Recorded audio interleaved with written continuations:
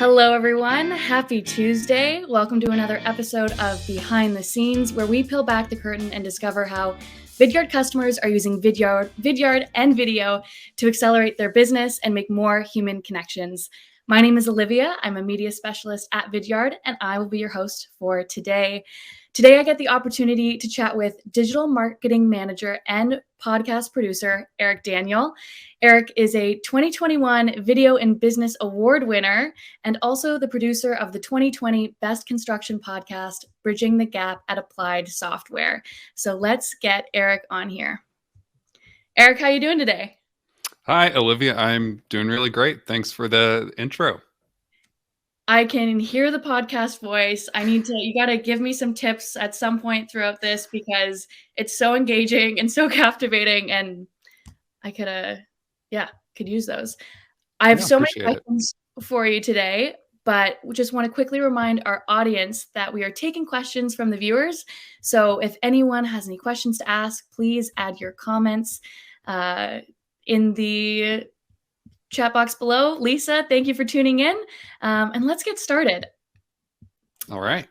Tell me about Applied Software, Eric. What does your business do? What do your customers love most about working with you?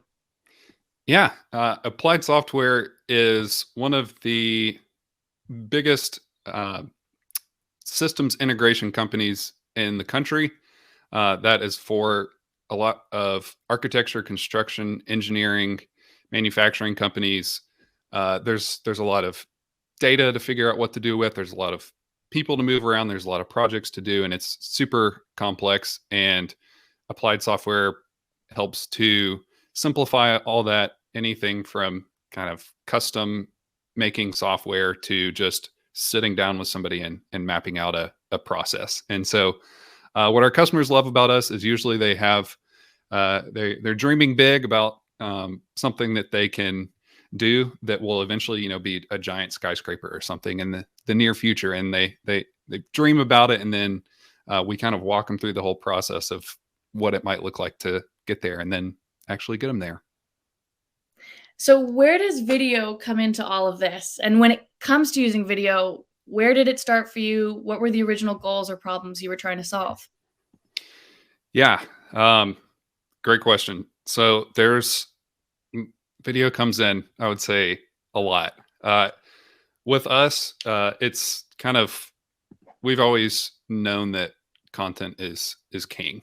And a long time ago, we really wanted to spend a long time building that out. It took a really long time to consistently build content and, finally see it come to fruition. A lot of that is the writing and kind of the whole inbound marketing process. But a few years ago, at least in kind of the architecture and construction industry, video really started to burst on the scene. And we wanted to continue that momentum of making content king, but also we noticed there's a huge gap of people in the industry not sharing all the exciting innovation that's happening in construction and architecture. And people at the same time were also didn't really want to share the secret sauce. They were keeping it close to the chest. So we wanted to kind of address those on both fronts, and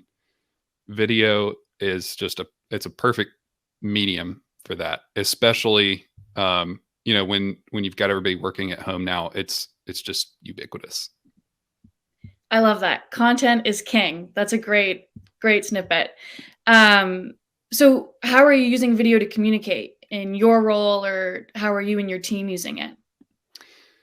Yeah, I would say there's a pretty wide range of ways. I think, hopping on a Zoom call is the most obvious way to do that. I can't believe there aren't video voice mails yet. Maybe sometime. But yeah, I mean, a lot of it is just collaborating with your video on, just having those quick little meetings. There's just something to be said about face to face.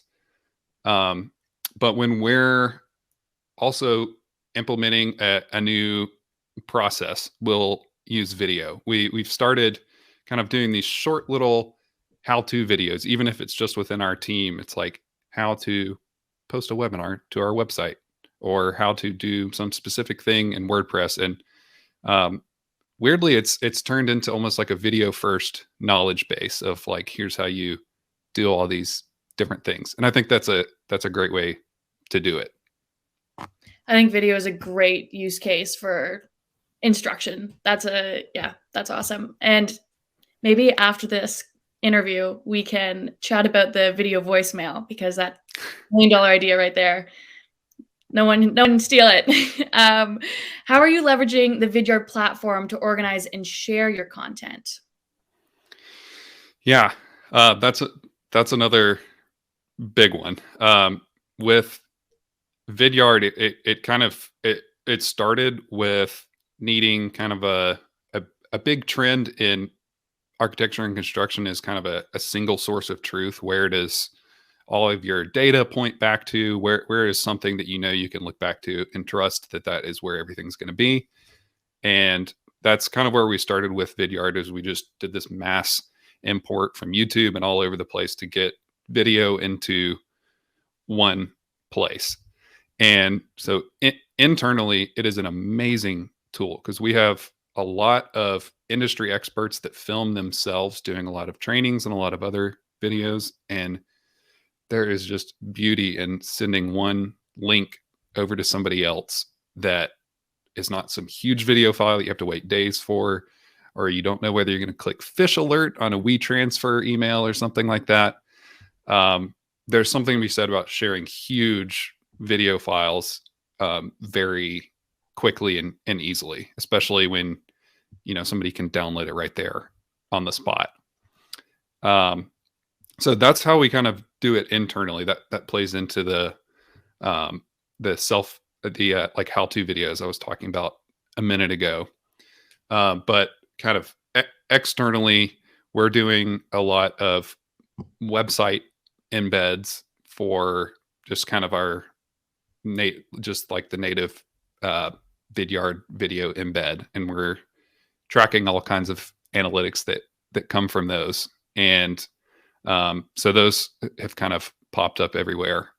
And we're also using the video hub feature. So we've got all these videos that we poured into one place. We're using them all in kind of an organized way that helps us with SEO too at the end of the day.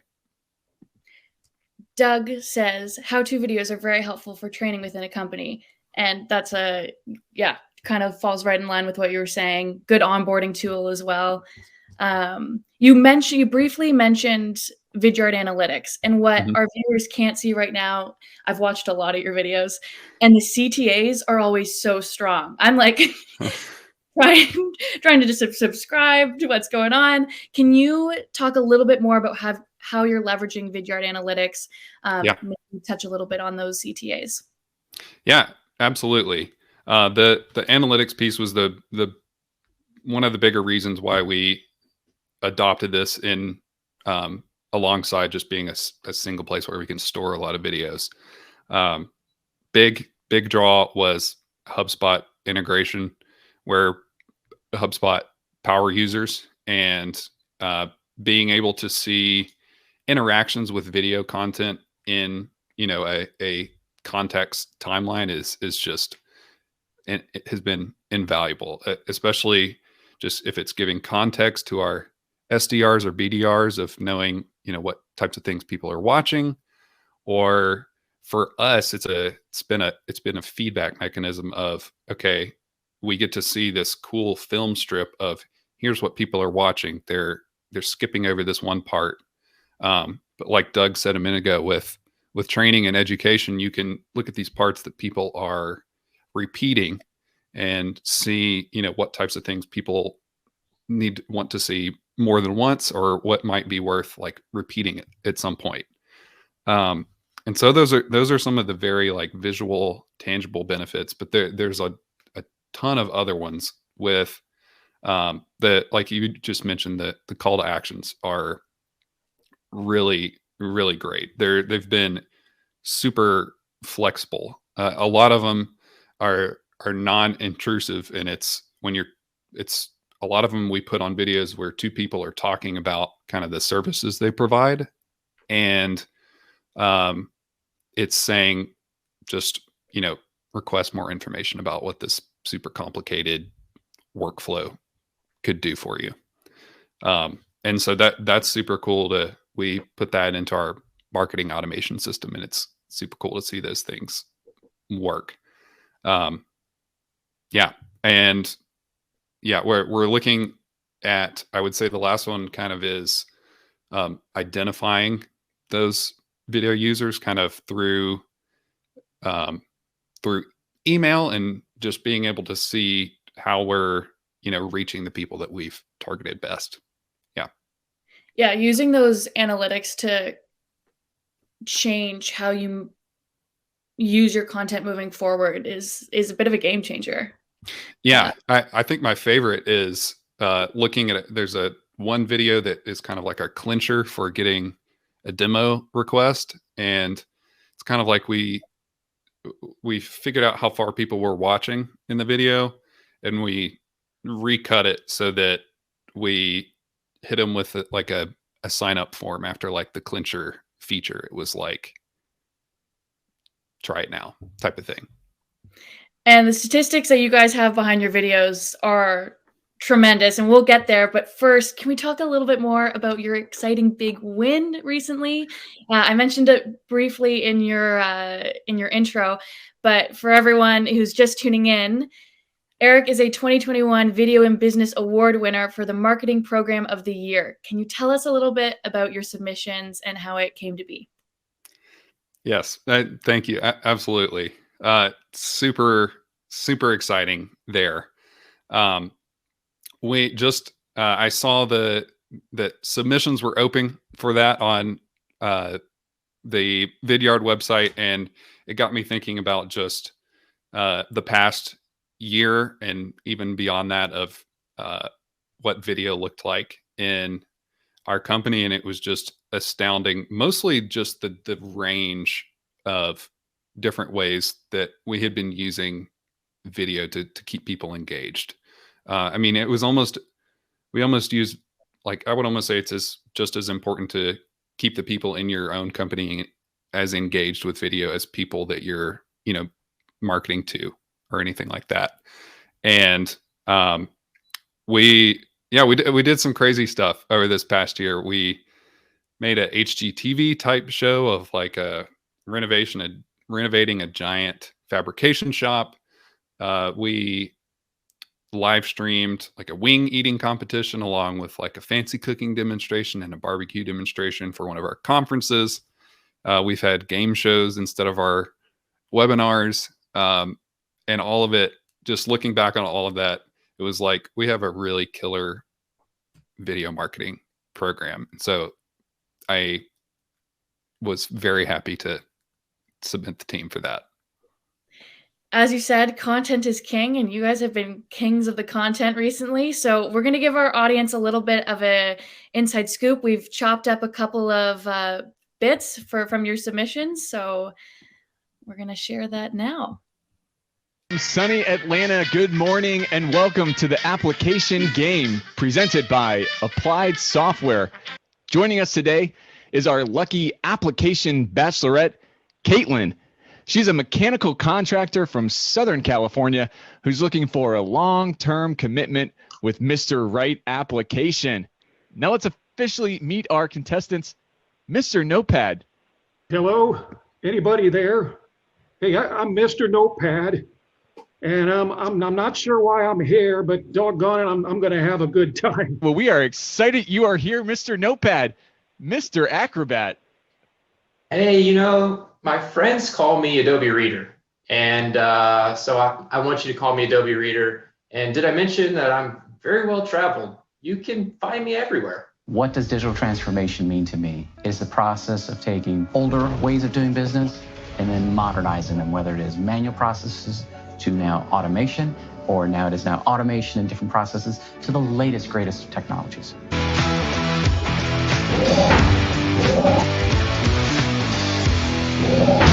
I'm Todd Wyant of Applied Software and host of the award-winning Bridging the Gap podcast, and excited to be at Cleveland Electric today here in Atlanta, Georgia, and we're going to take a tour of their fab shop. They're doing a total overhaul of their whole facility here, so we're going to get a before, and then we'll come back afterwards too to see the final product. Let's go in.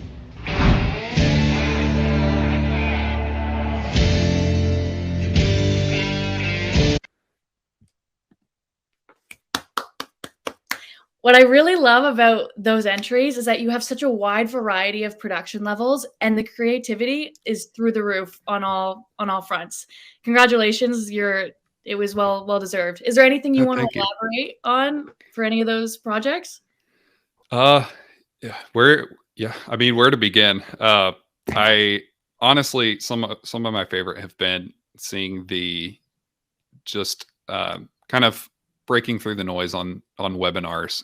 What the applications game was like, it's a very industry specific thing about picking the right PDF reader, and that was just all done on Zoom. So it's like I just love that it's so doable and so accessible, and there's plenty of ways to just kind of break through the noise on that. And a lot of that kind of stuff day to day allows you to kind of get in the creative space of being able to do some of those higher production things when you're ready to do that. Yeah. They're super engaging, awesome content. So again, congratulations. Thank you.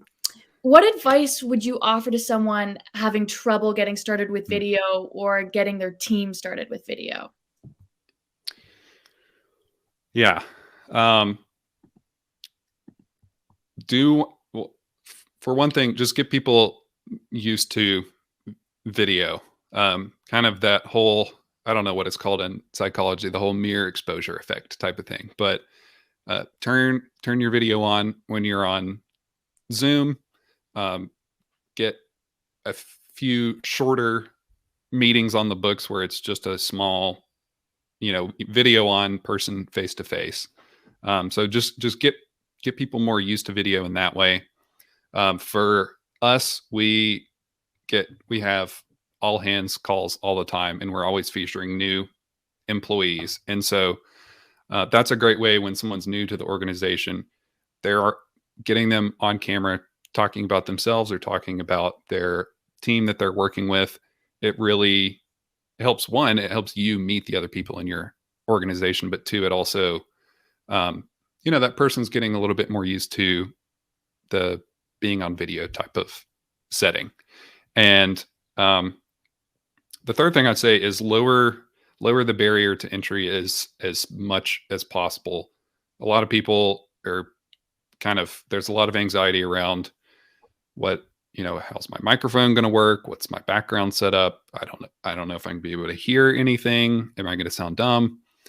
So a lot of that is just mapping it out as much as possible beforehand and giving the kind of anxious person a look at, like, here's the exact script and questions we're going to go through. It's not live, so we'll be able to edit it and do whatever on the spot, and you don't have to do any post-production or anything. So it's off your plate and it's going to be great. In terms of on-camera presence, anything on how you'd get more comfortable making those maybe one-on-one videos or being more in that center of attention? Would you recommend a script or no script? Yeah, for the one-on-one videos, definitely. It's kind of like in a nice way, it's like come at them from all sides kind of thing. So if you're and practice what you preach. So if you're trying to get somebody more used to being on video, send them a little how-to of here's a video how-to of here's all the Zoom settings we're going to use that work really well. Or send them that little pre-video voicemail of like, I'm excited to be on video. It's going to be super smooth. We're going to have fun. And just, get a video in front of their eyes and just let them have it top of mind. There's hundreds of questions coming in wondering, We love this guy's voice. Is he on a podcast? Will he narrate my life? There's so many. I can't even bring them onto the screen because they just keep popping up. Yes, to answer everyone's question, Eric does have a podcast, Bridging the Gap. Eric, will you tell us more about it? Yes, absolutely. We made the video series we were talking about at the very beginning of our live here was our first attempt at kind of breaking down the barriers in the construction industry of everybody being able to share the cool stuff that's going on. And eventually the video turned into kind of the podcasting medium. And in construction podcasts just recently have just kind of exploded.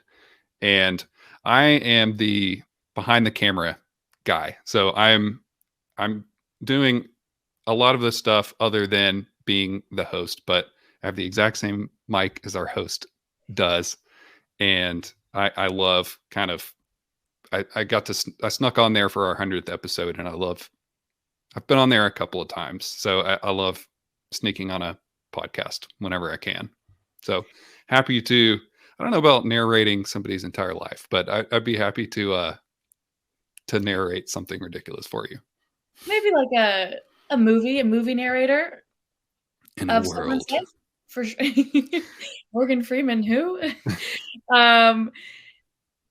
We actually have a question coming in from the audience, a little unrelated, but we'll try our hand at it anyway. Doug says, as a college student about to graduate, any advice on getting first steps into the advertising marketing industry? Yeah, great. I think I had that question on my mind for many years. Yeah, Doug, I would say, figure out what it is that you kind of want to focus in on. So if you're looking in on the advertising type of thing, are you looking at creative? Are you kind of wanting to create those ads, or are you kind of more interested in the technology side? So do you want to look into ad tech, or is there an industry that's kind of that you're super passionate about that you want to have those skills to go straight into, if you kind of want to be a generalist? I love the video part, but I would call myself a little bit more of a generalist on marketing. So I touch kind of the whole advertising and marketing side.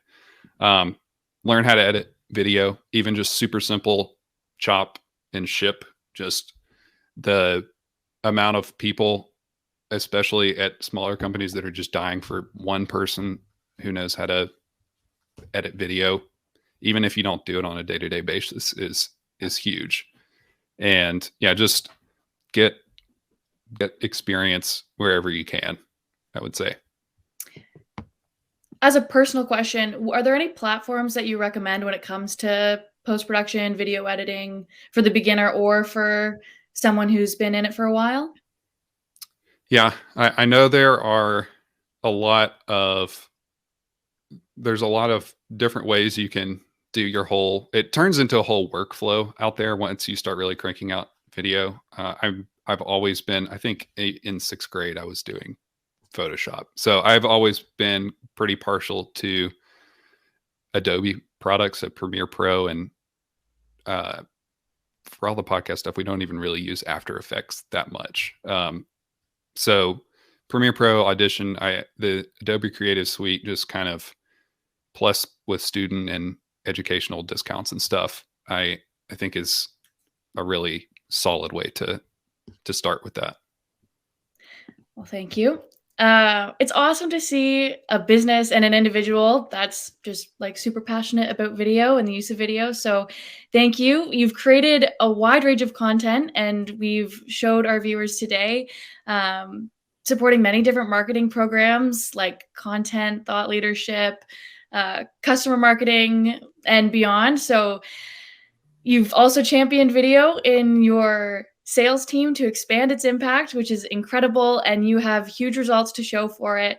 I believe I recall reading this, but I think it was over 2 million in revenue influenced directly by video, which is just an insane statistic. So congratulations. Thank you.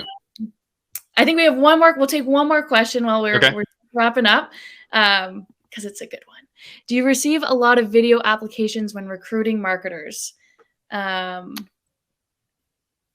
don't think we've ever received one that I can think of. I think I would say that the people that have a little show reel of what's on their portfolio is when we're hopping over to their website to check them out beforehand.